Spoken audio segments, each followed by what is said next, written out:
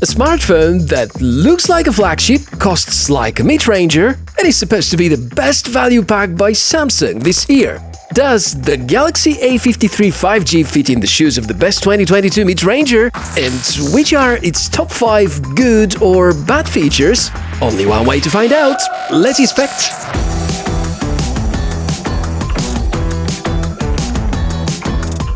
Hey, welcome, nice to meet you guys and girls. I'm Michael, your Tech Mishka, and on the channel we inspect fresh and cool tech like today's body. This is the Galaxy A53 and I'm so happy that we have the chance to try out together this new Samsung midranger, which I think is a very good balance because for a non-premium price you can still get some really decent photos out of your smartphone's camera. There are a lot of reasons to believe that this is the best midranger of the year because Samsung have most of their production in-house, including chipsets, displays, batteries and many other components, so I already have hopes that it's gonna keep the same amazing ratio as last year's A52s. But, well, I've been testing, there have been some weird things going on. We're going to start with the top 5 positives and I'll tell you everything meaningful about the strong sides of this smartphone, and then we're going to cover the top 5 weaknesses so that you get a very balanced opinion whether you should get this device or not, or just to get to know more about the A53 from 2022. Now, going straight to the first top quality, that would be the camera. We have here, well, you can see 5 different things. It's supposed to be something like a quad camera setup, although you actually get input from only 3 out of these sensors because the 4th one is a depth sensor. And for people who are not so experienced with smartphones, you can actually mistake the whole design of the A53 for being the S22 Ultra. Well, apparently it's not, and of course it's all about the details. The main shooter is a 64-megapixel camera GW1 or IMX682. I say or because for certain regions or batches, Samsung are using either of these, therefore you may find some differences about the photo quality, but it's gonna be usually insignificant. In daytime, the photos are amazing. Colors are stunning, pumped just as Samsung like to do that. These vibrant photos look great on social media and also look great when you view the photos on this lovely 6.5-inch AMOLED display. There are 2 major advantages over the competition in this segment. OIS is present, optical image stabilization. It can be invaluable in some occasions. And there is support for 4K video recording, unlike as it is with Poco X4 5G and Redmi Note 11 Pro 5G, which are the closest direct competitors. No matter which mode on the camera you use, it's gonna feel good, but don't get overexcited because the overall setup is equivalent to a 2 or 3-year-old flagship device.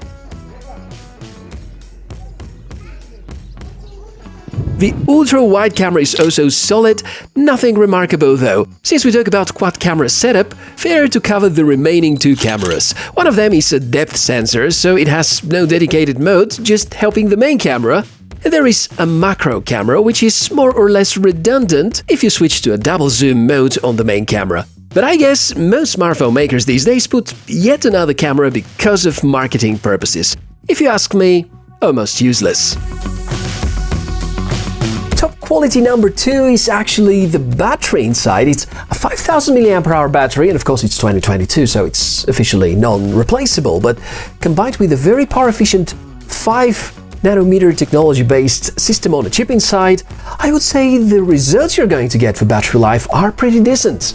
Samsung are masters about optimizing battery life, and they even go and underclock some apps in order to get some extra battery juice for their users. Standby times are therefore amazing, so the A53 5G is gonna easily get you through a busy day and even may last up to 2 days if you're more careful about the battery usage. Thanks to the extra attention the Samsung developers pay to power consumption, there rarely are going to be drains caused by apps.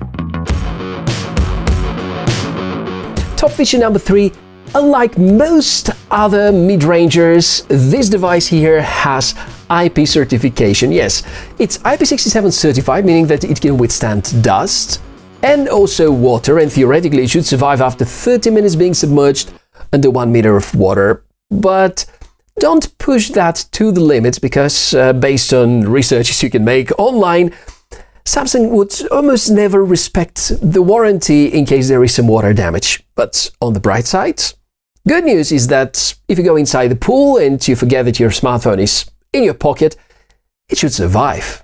2 more awesome features left, and now we're going to talk about the fingerprint sensor. Yes, there is such, and it's not somewhere on the back, it's not inside the power button, it conveniently is an in-display fingerprint sensor which responds pretty much right away should you put your thumb on top of it, and I would say this feature is really well implemented, so well done, Samsung.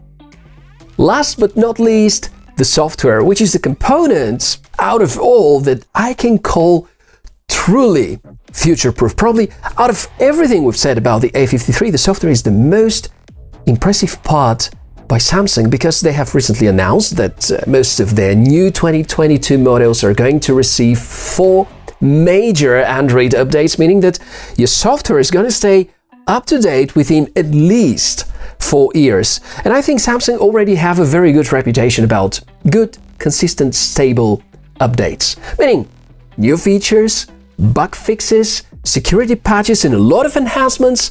Sounds pretty good. These are the top 5 features of the Galaxy A53 5G, at least according to me. Maybe if you have your favorite feature, please join in the comment section below the video and let us know which is the top feature that you like the most. Now, focusing on the not so good sides, and the first one becomes apparent even at the unboxing stage, because here's the box. Quite thin, just as it is with the Galaxy S series. Apparently inside we have some instructions to warranty terms and the phone itself. There is no charger included, which, well, not being a deal breaker, is not really a nice fact given the few $100s you may have spent. Which immediately leads us to the second major disappointment. This is the limited fast charging. The good news is that the maximum charging speed has been raised to 25 watts, meaning that it is on par with last year's Galaxy S21 Ultra, but don't get this game of words wrong, 25 watts sounds ridiculously slow, especially compared to the 120 watt charging that some other smartphone makers provide. Top drawback number 3, and let me show you. Here on the top, we have just the microphone hole, at the bottom the Type-C port, the SIM tray, the speaker. There is no headphone jack. Yeah, after the flagships entirely removed the headphone jacks a couple of years ago, now the same thing happens with the mid-rangers, which is a bit of sad, because for quite a long time this has been a key selling point for most of the mid-rangers, just as it is with the expandable storage, which, in this case, is a possibility. Since we mentioned it, there is expandable storage, but it requires you to use a single SIM, because the SIM tray is hybrid and you cannot add a microSD if you use the second SIM slot.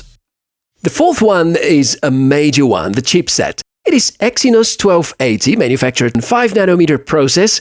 It has octa-core CPU and some nice extras, but overall lacks performance. One thing you'd probably agree with me about: this is not how a phone should respond when you're unlocking it. Feels almost like the 4-year-old A2 Lite by Xiaomi that I still use. If you play around with the software and clear the cache, the phone gets quicker, but you may feel occasional stuttering and skipped frames, which is very unusual even for mid-rangers of this year. It is slower than the Snapdragon alternatives, even slower than what MediaTek mid-rangers can provide. Yes, it has the ability to record videos in 4K, but that's most about it. If we measure just purely the computing resources, it is not on par with the expectations.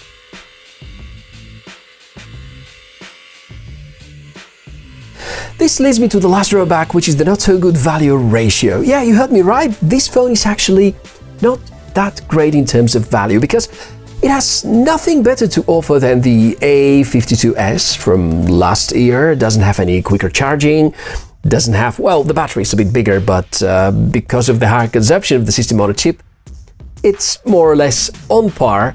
And you see, that performance is kind of an annoyance, because it really feels like a downgrade from some of last year's devices, especially if you compare it to Snapdragon 778. But if you're Samsung fans, let me ease up the situation for you and tell you that most other midrangers, which are based on Snapdragon 695, which is this year's more current revision, they also suffer from a lot of performance issues, which is also quite unfortunate.